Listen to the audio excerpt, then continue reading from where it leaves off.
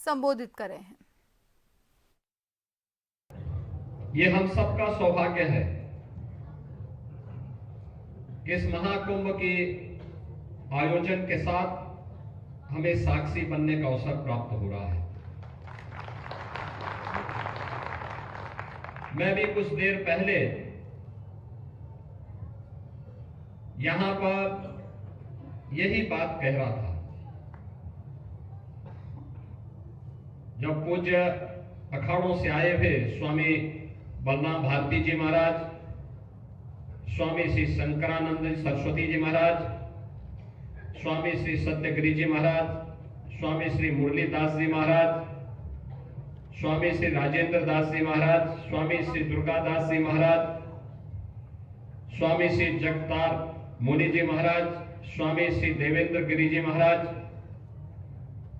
और स्वामी श्री जितेंद्र नाथ जी महाराज, स्वामी सुदर्शनाचार्य जी महाराज, इन सभी पूज्य संतों के सानिध्य में मैं मंच पे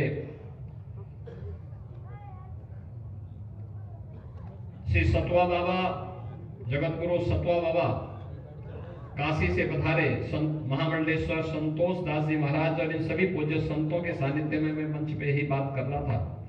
जोना अखाड़ा के आचार्य महामंडलेश्वर पूज्य स्वामी अवधेशानंद गिरी जी महाराज से कि जब पौष पूर्णिमा के दिन और मकर संक्रांति के दिन कोटि कोटि श्रद्धालु मां गंगा, मां यमुना और मां सरस्वती की इस पावन त्रिवेणी के संगम में डुबकी लगा करके अभिभूत हो रहे थे। जो पॉजिटिव कमेंट उनके द्वारा किए जा रहे थे, उसने पूरी दुनिया की आंखों को खोलने का काम किया। कुंभ क्या होता है? कुंभ का आध्यात्मिक और सांस्कृतिक महत्व क्या है? यह उनके वक्तव्य उस समय दे रहे थे और ये बात बताती है जिसके बारे में देश के यशस्वी प्रधानमंत्री श्री नरेंद्र मोदी जी बार बार कहते हैं कि सदी भारत की सदी है। भारत की सदी का मतलब हर एक क्षेत्र में भारत को विकास की उन बुलंदियों को छूना है, लेकिन हर एक क्षेत्र में कोई देश उन बुलंदियों को छुएगा तब जब उस क्षेत्र से जुड़े हुए प्रतिनिधि अपने दायित्वों का ईमानदारी पूर्वक निर्वहन करें। जो राजनीतिक क्षेत्र में है वो राजनीतिक क्षेत्र में अपना कार्य कर रहे हैं। सेना सीमा पर देश की रक्षा का काम कर रही है। जीवन के प्रत्येक क्षेत्र में हर एक तबका अपना अपना कार्य कर रहा है। धार्मिक जगत से जुड़े हुए हमारे पूज्य संतों का दायित्व भी तो यही बनता है और यही भी कर रहे हैं। भारत की सनातन धर्म की संस्कृति दुनिया के अंदर पहुंची तलवार के बल पर नहीं,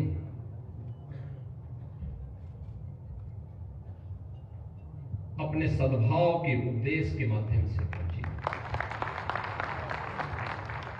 दक्षिण पूर्व एशिया के तमाम देशों में आप जाएंगे, जहां भी सनातन धर्म पहुंचा है, भारत की सनातन संस्कृति पहुंची है, वहां पर उन्होंने अपने कार्य से, अपने व्यवहार से, वहां पर भारत के मूल्यों और आदर्शों ने वहां के समुदाय को अपनी ओर आकर्षित किया। सनातन धर्म के मूल्यों के साथ उन्हें जोड़ने का काम किया। आज भी आप दुनिया के अंदर देख सकते हैं, दुनिया के तमाम ऐसे देश हैं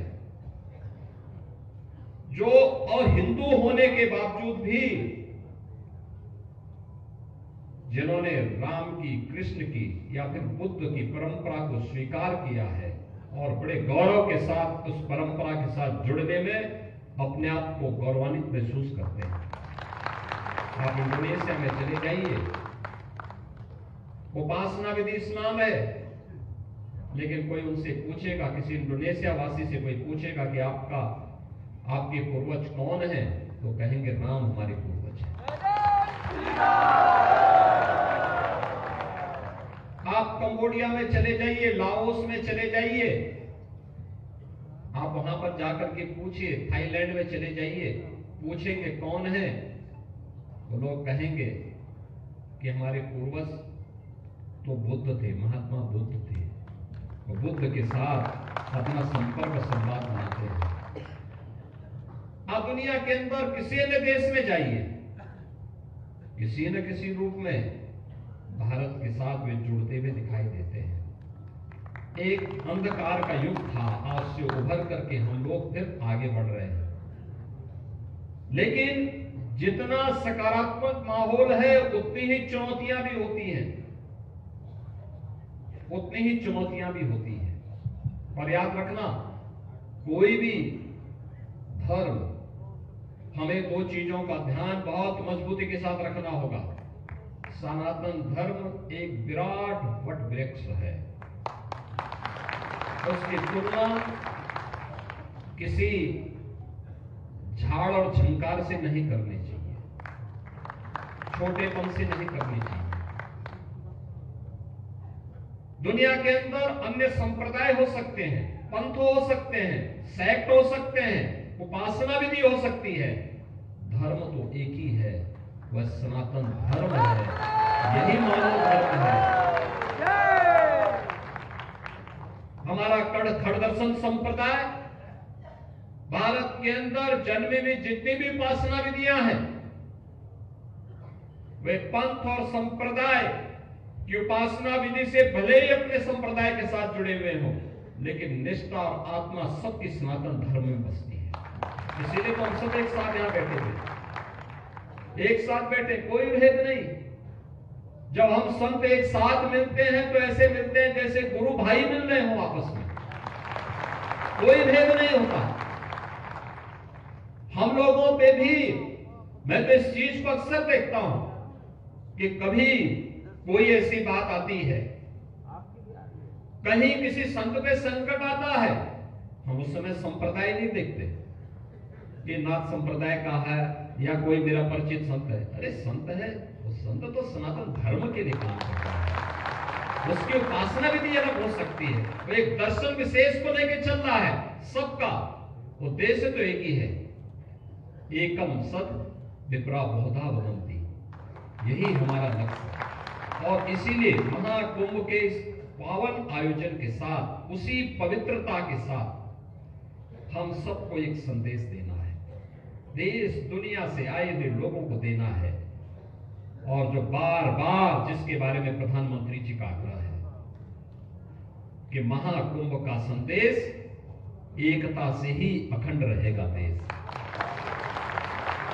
याद रखना, भारत सुरक्षित है तो हम सब सुरक्षित हैं।